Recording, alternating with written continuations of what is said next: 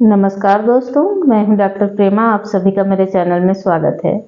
दोस्तों, आज मैं आपको बताने जा रही हूं बच्चों में होने वाले कुपोषण के बारे में। बच्चों में कुपोषण होने से यानी अच्छा पौष्टिक आहार बच्चों को नहीं मिलने से उनमें कई तरह की गंभीर स्थितियां पैदा हो सकती हैं। इसके कारण भले ही कई हो सकते हैं, जैसे लो सोशियो इकोनॉमिक कंडीशन यानी गरीबी बहुत ज़्यादा हो, इसके कारण हो सकता है, या बच्चे में अच्छा खिलाने के बावजूद भी एब्जॉर्प्शन की कैपेसिटी ना हो। माल एब्जॉर्प्शन के अलावा रिपीटेड इन्फेक्शंस अगर किसी बच्चे के हों कि बार बार उसको अगर संक्रमण कोई न कोई लगा रहता है, तो इसकी वजह से भी कुपोषण की स्थिति निर्मित हो सकती है। इम्प्रॉपर वीनिंग एक कारण है कि बच्चा जो है, जब माँ के दूध पे उसकी डिपेंडेंसी कम होती है और उसे हम जब बाहर का आहार खिलाने लगते हैं तो उसको हम बोलते हैं वीनिंग। और ये वीनिंग प्रॉपर तरीके से ना हो किसी बच्चे में, तो इसके कारण भी कुपोषण की स्थिति निर्मित होती है। कुपोषण की स्थिति को हम बोलते हैं PEN यानी प्रोटीन एनर्जी माल न्यूट्रिशन। इसके अंतर्गत जो है 3 डिसीजेस आती हैं, मरास्मस, क्वाशियोरकर और मरास्मिक क्वाशियोरकर। इनके बारे में डिटेल में हम आज के वीडियो में जानेंगे कि ये क्या होते हैं और इनके क्या क्या लक्षण होते हैं। आप कैसे पहचानेंगे कि बच्चे में ये प्रॉब्लम है या नहीं है, तो मैं इसके बारे में आपको बहुत अच्छी तरह से समझाऊंगी। और किस तरह का आहार और दवाइयाँ जो है आपकी इस कंडीशन से बच्चे को बाहर निकालने में मदद कर सकती हैं, उसके बारे में इस वीडियो में डिटेल में जानने के लिए बने रहिए अंत तक। साथ ही चैनल को सब्सक्राइब करके बेल आइकन को प्रेस कर दीजिए। बीमारियों और उनके होम्योपैथिक उपचार के बारे में आपको समय समय पर जानकारी देती रहती हूँ। दोस्तों, अगर आप होम्योपैथिक डॉक्टर नहीं हैं तो वीडियोज़ में बताई गई कोई भी दवा बिना चिकित्सकीय परामर्श के इस्तेमाल ना करें, क्योंकि एक छोटे से वीडियो में जो है हम वो सारी चीज़ें नहीं समाहित कर पाते जो उस मेडिसिन के बारे में जितनी सूक्ष्मता से आपको जानने की ज़रूरत होती है। तो एक चिकित्सक का विकल्प ये वीडियोस कभी भी नहीं हो सकते हैं, ये जानकारी के लिए है।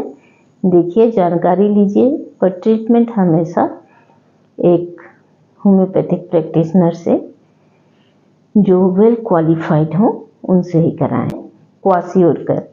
क्वाशियोरकर एक ऐसी कंडीशन है जिसमें बच्चे में प्रोटीन की कमी की वजह से ये स्थिति निर्मित होती है। यानी उसको बाकी कैलोरीज तो मिलती हैं, लेकिन प्रोटीन की कमी हो जाती है उसके आहार में। हम बच्चे का लुक देख करके कैसे पहचानेंगे कि ये क्वाशियोरकर का है? मैं पिक्चर लगा देती हूँ, आप ये भी देख लीजिए। तो दोस्तों, इसमें जो बच्चे का लुक है उससे ही आपको क्लिनिकली ही डायग्नोसिस समझ में आ जाता है। तो बच्चे का पेट निकला रहता है, हाथ पैर दुबले पतले होते हैं और सूजन होती है, पेट में और पैरों में सूजन होती है, चेहरे में भी सूजन होती है, मून लाइक फेस होता है और गोल चंद्रमा के जैसा चेहरा, और पैरों में पिटिंग इडिमा यानी आप जब दबाते हैं तो गड्ढा पड़ जाता है स्किन में। तो इस तरह की सूजन रहती है। ऐसी स्थिति रहने के साथ ही पेशेंट को बार बार संक्रमण लगता रहता है। इस तरह की स्थिति रहती है, उसका डेवलपमेंट जो है रुक जाता है, बच्चा जो है अच्छे से विकास नहीं कर पाता है। मरास्मस जो है उसमें प्रोटीन की तो कमी रहती ही रहती है, प्रोटीन के साथ साथ जो बाकी कैलोरीज हैं, दूसरी चीज़ें हैं जैसे कार्बोहाइड्रेट, वसा, खनिज, विटामिन, इन सब की भी कमी हो जाती है।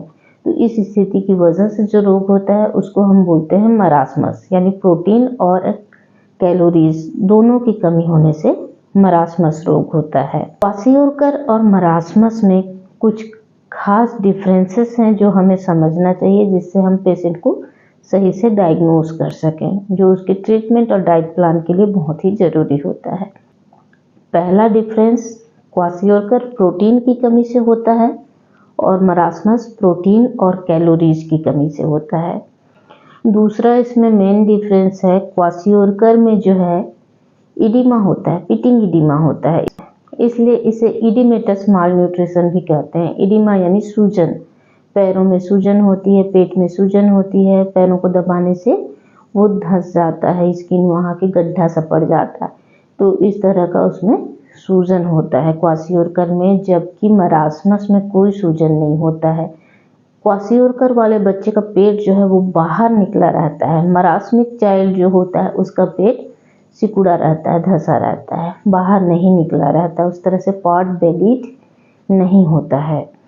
क्वासियोरकर का जो फेस होता है वो मून लाइक फेस होता है, और मरासमस का पेशेंट जो होता है उसका फेस ओल्ड लुकिंग होता है, यानी छोटा सा बच्चा रहता है लेकिन उसका चेहरा ऐसे दिखता है जैसे झुर्रीदार हो गया है, बुजुर्ग हो गया हो, इस तरह सा ओल्ड लुकिंग फेस उसका दिखाई देता है आपको मरासमस के केसेस में। सोनोग्राफी करा के देखते हैं पेशेंट की, तो क्वासियोरकर में फैटी लिवर की कंडीशन रहती है, मरासमस में फैटी लिवर नहीं होता है।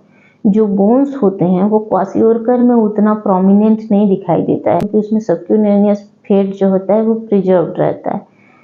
और मरासमस की कंडीशन में त्वचा के नीचे का जो फैट या चर्बी है वो कम हो जाती है, जिसकी वजह से जो बोन्स हैं वो काफ़ी प्रोमिनेंट दिखते हैं, यानी हड्डियां एकदम उभरी हुई दिखती हैं, हड्डियों का ढांचा उसका साफ समझ में आता है, क्लियर दिखता रहता है, उभरा हुआ, उसके रिब्स, उसके कॉलर बोन्स सब उसमें साफ साफ दिखाई देता है। हाथ पैर काफ़ी सूखे सूखे रहते हैं। स्किन जो है वो काफ़ी रूखी रहती है। क्वासियोरकर में फ्लैक साइन दिखाई देता है। फ्लैक साइन यानी जो हेयर कलर्स है वो बैंड्स में डिस्कलरेशन हो जाता है हेयर्स का। क्वासियोरकर का पेशेंट जो होता है वो उसके जो मसल्स हैं उसमें वास्टिंग कम पाई जाती है, और मरासमस में ज़्यादा मसल वास्टिंग पाई जाती है। और क्वासियोरकर जो है उसका पेशेंट बहुत लिथार्जिक होता है, एकदम डल सुस्त रहेगा। और मरासमस का पेशेंट जो होता है वो अलर्ट रहता है और चिड़चिड़ा रहता है। क्वासियोरकर को भूख नहीं लगती है और मरासमस को बहुत ज़्यादा भूख लगता है। तो इस तरह के दोनों के लक्षणों और लुक से आप डिफ्रेंशिएट कर सकते हैं कि कौन सा कुपोषण का पेशेंट क्वासियोरकर का है और कौन सा मरासमस का है। एक और कंडीशन होती है मरास्मिक क्वासियोरकर। तो मरास्मिक क्वासियोरकर जो होता है दोस्तों वो थोड़ी सीवियर कंडीशन हो जाती है, जिसमें क्वासियोरकर और मरासमस दोनों के लक्षण होते हैं और वो बहुत ही प्रोमिनेंट दिखाई देते हैं। अगर हम प्रोटीन एनर्जी माल न्यूट्रिशन के पेशेंट्स को ठीक नहीं करते हैं समय पर, तो इसकी वजह से क्या क्या कॉम्प्लिकेशन हो सकते हैं। रिपीटेड इन्फेक्शंस हो सकते हैं, और रिपीटेड इन्फेक्शंस की वजह से जो है पेशेंट काफ़ी ज़्यादा और कमज़ोर हो जाता है। साथ ही जो क्वासियोरकर की कंडीशन है, मरासमस की कंडीशन में, उसमें लगातार जो प्रोटीन विटामिन इन सब की कमी जब होती रहती है तो इसकी वजह से और भी कमियां शरीर में आ जाती हैं, विटामिन डेफिशिएंसी हो जाती है। विटामिन डेफिशिएंसीज की वजह से और रोग उत्पन्न हो जाते हैं। जैसे क्वासियोरकर में प्रोटीन की कमी है, तो प्रोटीन की कमी की वजह से उसमें प्रॉपरली हीमोग्लोबिन भी नहीं बन पाएगा, क्योंकि हीमोग्लोबिन जो हमारे रक्त का एक मुख्य अंग है वो भी ग्लोबुलिन प्रोटीन से भी बना है। तो उसमें आयरन के साथ साथ ग्लोबुलिन प्रोटीन है, और इस पे प्रोटीन की ही कमी है, तो फिर पेशेंट को हीमोग्लोबिन भी प्रॉपर नहीं बन पाता। मरासमस में भी प्रोटीन की कमी होती है, तो उसमें भी प्रॉपरली हीमोग्लोबिन नहीं बन पाता। विटामिन जो है उनकी कमी हो जाती है, vitamin A deficiency, vitamin D deficiency, ये सारे डेफिशिएंसीज जो होती हैं डेवलप होती जाती हैं। तो हम अब जानते हैं कि हम इस रोग से कैसे पेशेंट्स को बचा सकते हैं। तो इसके लिए प्रॉपर डाइट देना बहुत ज़रूरी है। बच्चों की डाइट का बहुत ध्यान रखना चाहिए पेरेंट्स को। 6 महीने तक आप बेबी को बाहर की कोई चीज़ मत दीजिए। माँ का दूध उसके लिए पर्याप्त होता है, लेकिन जैसे उसकी उम्र 6 महीने से ऊपर होती जाती है तो उसे और भी पौष्टिक चीज़ों की ज़रूरत होती है।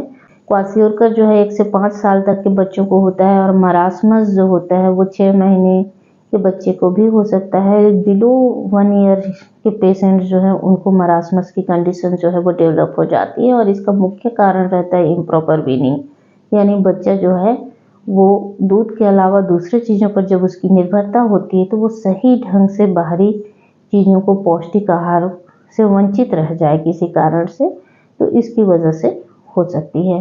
तो दोस्तों इसमें हम बच्चे को क्या दे सकते हैं और क्या नहीं देना चाहिए।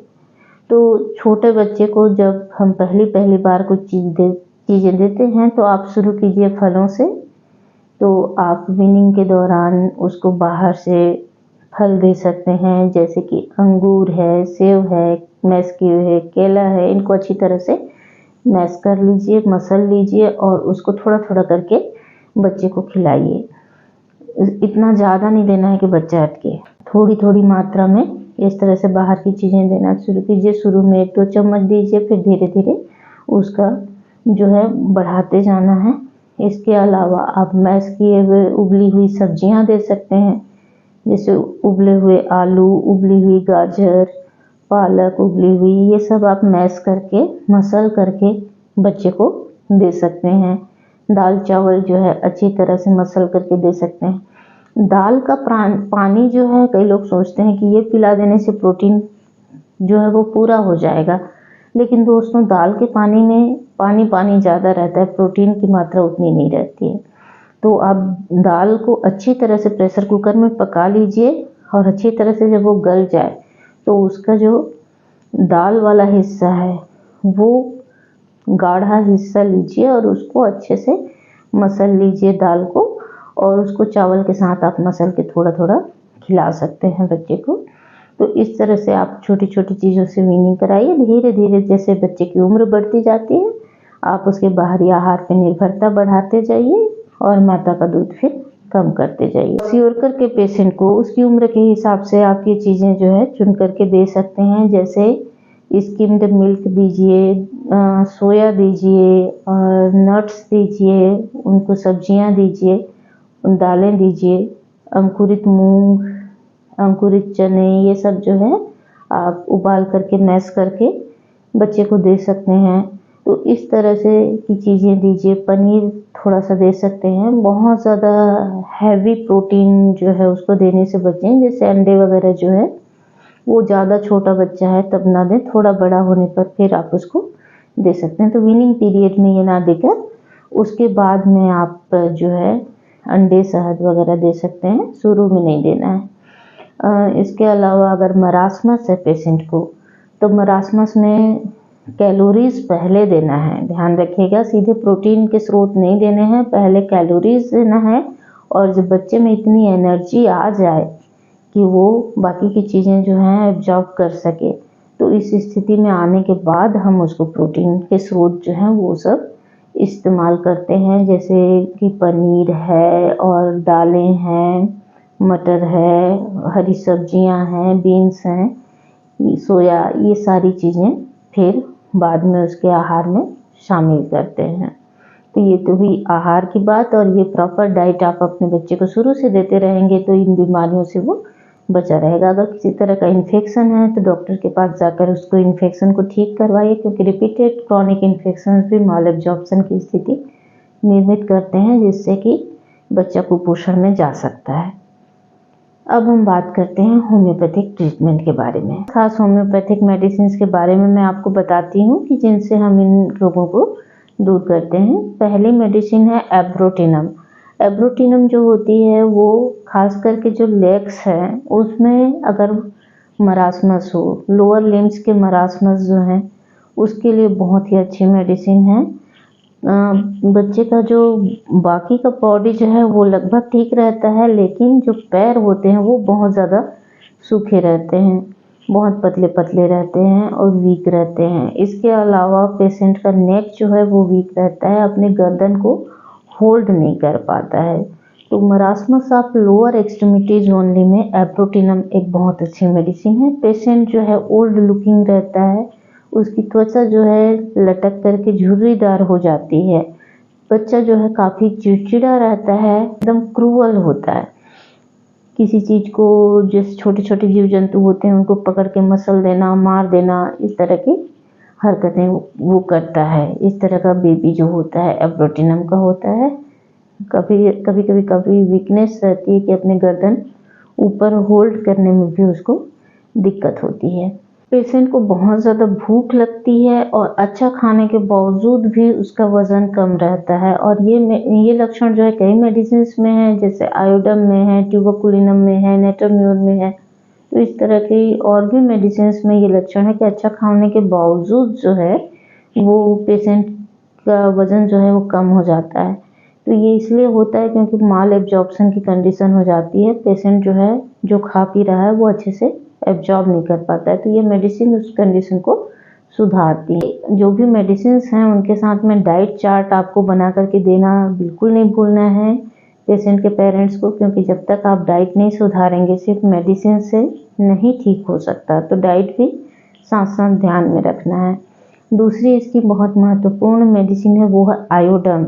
स्क्रोफुलस डायथिसिस हो यानी ग्लैंड्स जो हैं वो बहुत ज़्यादा प्रभावित हों और उसके साथ में इस तरह के लक्षण हों कि पेशेंट को बहुत ज़्यादा भूख लगती है और बार बार खाता ही रहता है, बहुत ज़्यादा खाता है और उसके बावजूद उसका वज़न जो है लगातार कम हो जाता रहता है, प्रोग्रेसिव इमेसिएशन रहता है और जो ग्लैंड्स हैं यानी जो ग्रंथियां हैं पेशेंट की वो एट्रोफिक कंडीशन में चली जाती हैं, सिकुड़ी हुई रहती हैं, प्रॉपर जो है हार्मोन्स वगैरह इनमें बनता नहीं है, जिसकी वजह से बच्चे की ग्रोथ जो है वो रुक जाती है। तो ऐसे केसेस में आप आयोडम मेडिसिन के बारे में सोच सकते हैं।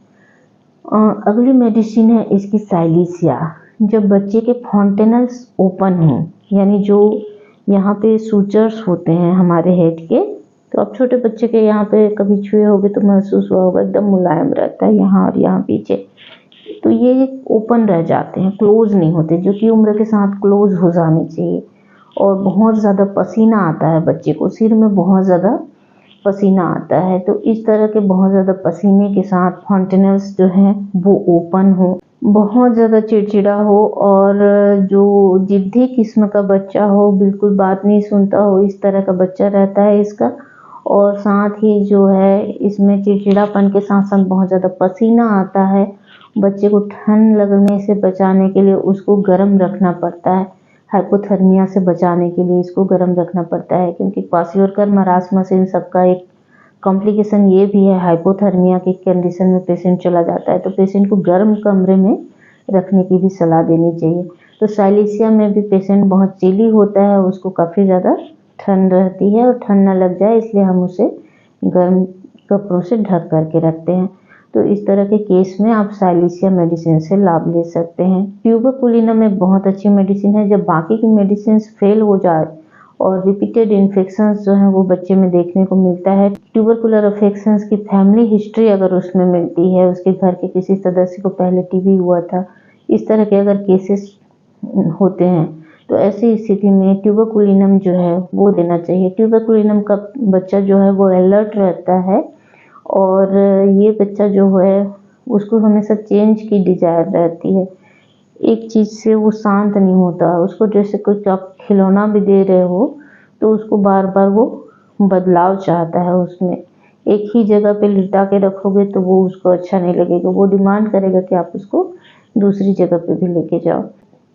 चेंजेबल मूड रहता है उसका। नेट्रोम्योर एक बहुत अच्छी मेडिसिन है, खास करके जो अपर एक्सट्रीमिटीज नेक इनके जो इनिशिएशन है उसके लिए बहुत अच्छी मेडिसिन है। और इसमें जो है नेट्रोम्योर में पेशेंट जो है काफ़ी रिजर्व नेचर का रहता है, शांत रहता है, बहुत रोतलू बच्चा रहता है, बात बात में बहुत रोता है, बहुत रोता है।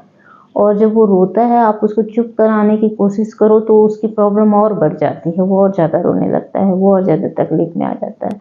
तो इस तरह का बच्चा जो आपको छूने नहीं देना चाहता, आप उससे कुछ बात करो, कुछ पूछो तो उसको चिड़चिड़ाहट या गुस्सा आ जाएगा, उसको अच्छा नहीं लगता, इस तरह का बच्चा होता है नेट्रोम्योर, इंट्रोवर्टेड होता है। समर कंप्लेंट्स के दौरान जो है बहुत ज़्यादा रैपिड इमेसिएशन आ जाए बच्चों में, समर कंप्लेंट्स जैसे दस्त वगैरह जो है ज़्यादा लगते हैं और उसकी वजह से बहुत ज़्यादा कमजोरी और बच्चा सूखता चला जाए, तो इसके लिए भी नेट्रोम्योर एक बहुत ही अच्छी मेडिसिन है। नेक में जो है बहुत ज़्यादा इमेसिएशन हो जाना और स्किन वहाँ की लूज हो जाना, स्किन में झुर्रियाँ पड़ जाना, ये सारे लक्षण इसमें भी हैं।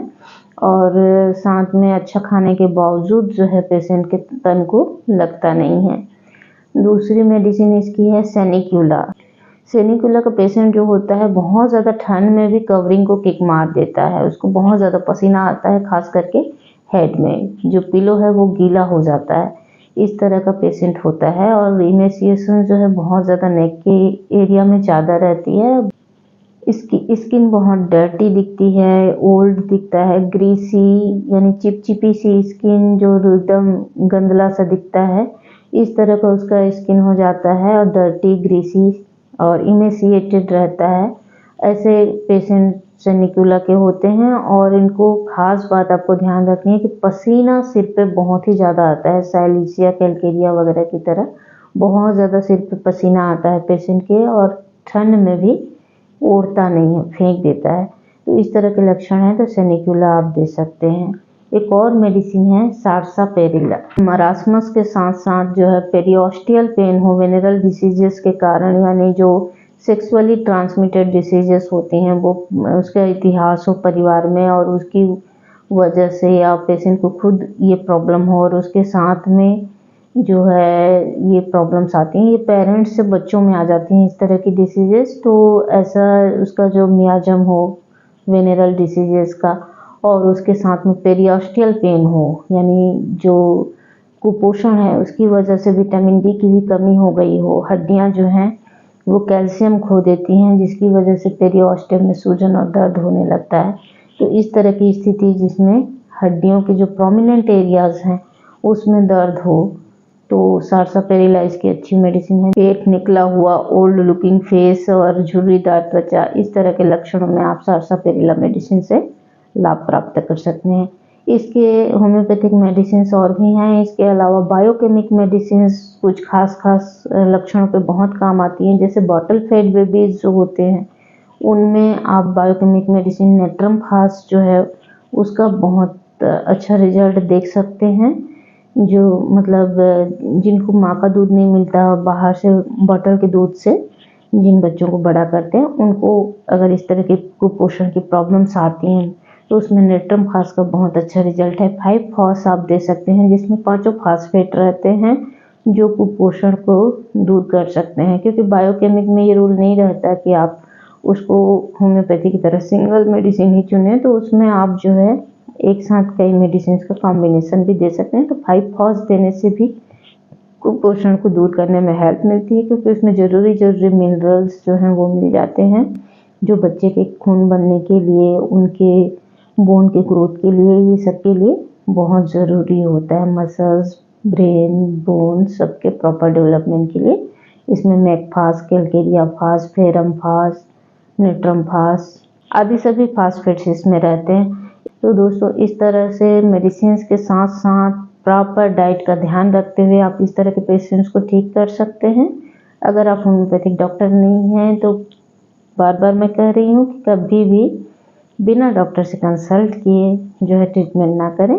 अगर आप हमसे ऑनलाइन कंसल्टेशन चाहते हैं तो उसके लिए आपको डिस्क्रिप्शन में दिए गए नंबर से पेमेंट का मेथड देखना है, व्हाट्सएप मैसेज करके और अपनी फ़ी जमा करके अपना रजिस्ट्रेशन करके टाइम ले लेना है, जिसमें हम आपसे कॉल से बात करके आपका ट्रीटमेंट जो है केस लेकर के कर सकते हैं।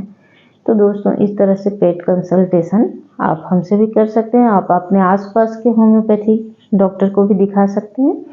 उम्मीद है आपको ये जानकारी अच्छी लगी होगी और किस तरह के वीडियोस आपको चाहिए इसके बारे में कमेंट्स में ज़रूर लिखें। किसी भी तरह का आप वीडियोस को लेकर मार्गदर्शन देना चाहें तो आपका स्वागत है। लाइक बटन को दबा दीजिए, चैनल को सब्सक्राइब और फॉलो कर लीजिए और अपने दोस्तों को शेयर कर दीजिए। धन्यवाद।